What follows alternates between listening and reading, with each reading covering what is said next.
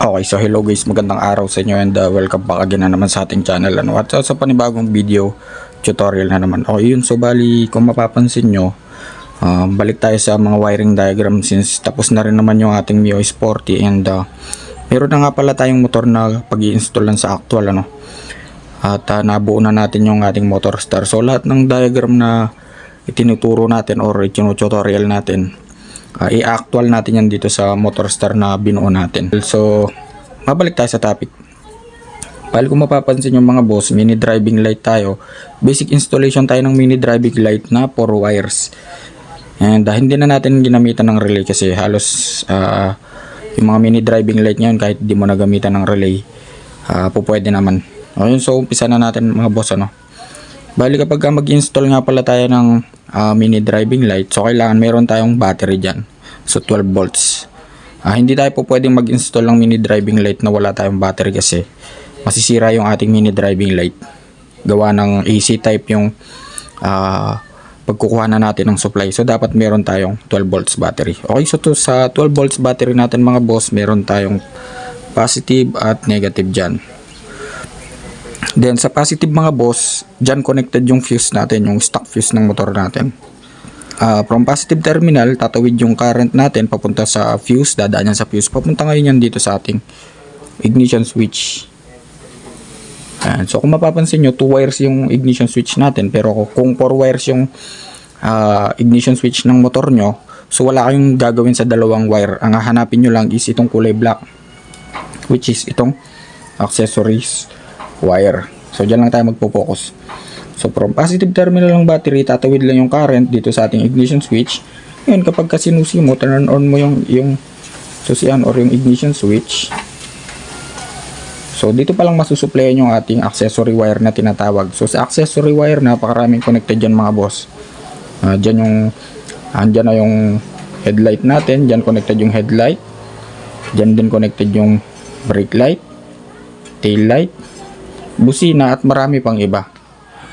So since mag-add tayo ng mini driving light, so dyan din tayo mag-tatap ng current kasi dyan din tayo kukuha ng supply.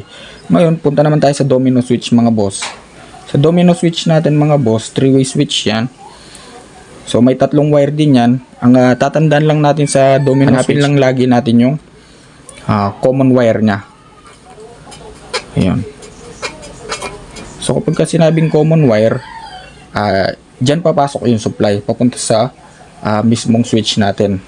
Kapag natap na natin yan, siya na yung magbabato ng positive supply sa ating mismong mini driving light. So for example dito sa diagram natin, yung common wire ng ating domino switch is itong kulay red. So nakatap yan dito sa accessory wire. Ayan. Ngayon kapag nasa switch na yan mga boss, once na pinindot mo yung isang guhit, kung mapapansin nyo merong isang guhit, bilog at saka 2 guhit. So once na pinindot mo yung isang guhit, imagine natin yung isang guhit na yan is itong kulay gray. So kapag pinindot mo yung gray na isang guhit na yan mga boss, so kapag pinindot mo yung isang guhit na yan, masusuplayan na ngayon yung gray wire na yan, papunta na ngayon yan dito sa ating mini driving light.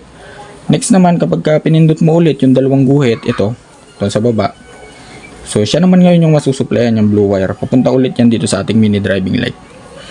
Take note nga pala mga boss, sa domino switch natin, kapag bumili kayo, paiba-iba kasi ng color coding yan. So hindi lahat ng domino switch na nabili nyo is iisa lang yung color coding. So nagbabago-bago ng kulay yung mga wires niyan. So kailangan nyo lang tandaan, hanapin nyo yung common wire, which is itong katulad dito sa ating diagram. So yung common is yung red. Next naman mga boss, okay, so lagyan natin ng pangalan.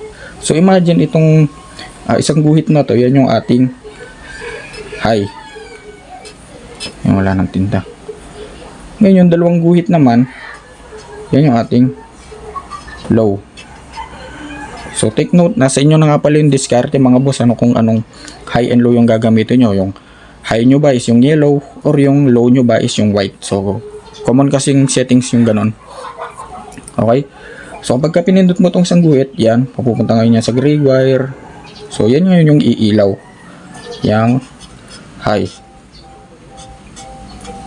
So yan yung yellow natin. Next naman yung isa naman, So kapag ka pinindot mo naman yung dalawang guhit, yun, so yan yung masusuplayan. Yan naman yung iilaw. So yan yung low natin. Yan naman yung white na ilaw. Then kung mapapansin nyo, dito tayo sa ating mini driving light, which is 4 wires na yan. Kung mapapansin nyo, tapos na tayo sa dalawa. Isang high na yellow at saka isang low na white. So yung isa naman, yung kulay green naman, yan yung ating ground. Yun. So kapag nakakita kayo ng ganyan symbol, automatically ground yan. And next naman yung pang-apat na wire natin mga boss. Take note nga pala, itong ground na to, pwede natin itap to sa negative or sa chassis. Pwede yan.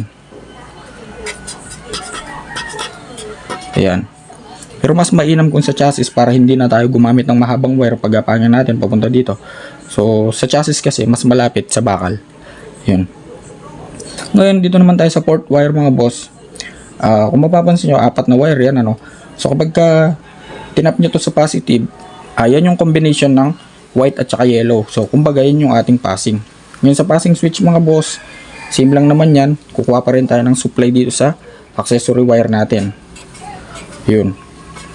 Tapos kapag nakakuha na tayo ng supply, itap nyo lang yung isang wire ng ating passing switch dito sa accessory wire, tapos yung isa dito sa mini driving light na natin. So syempre pinagsama na natin yan para masupplyan ngayon ng current itong ating pang port wire, which is itong red wire. So sa passing switch, napakarami namang pwedeng pagbilihan yan. Pwede kayong bumili sa online or pwede kayong bumili sa mga motorcycle shop. Ganun lang kasimple mga boss yung pag-install ng ating mini driving light na may 4 wires. And hindi na natin ginamitan pa ng relay, ano. So kumbaga plug and play na lang to. Minsan kasi may nabibili tayong mini driving light na 3 wires lang, at minsan naman may mabibili tayo na mini driving light na 4 wires naman. So yun lang yung purpose ng pang-apat na wire na yun. So passing yan. And take note nga pala mga boss, ano, kapag ka mag-i-install kayo ng mini driving light tulad ng sa domino switch, yung mabibili yung mini driving light, hindi rin pare-pares niya ng color coding. So nag-iiba-iba pa rin yan.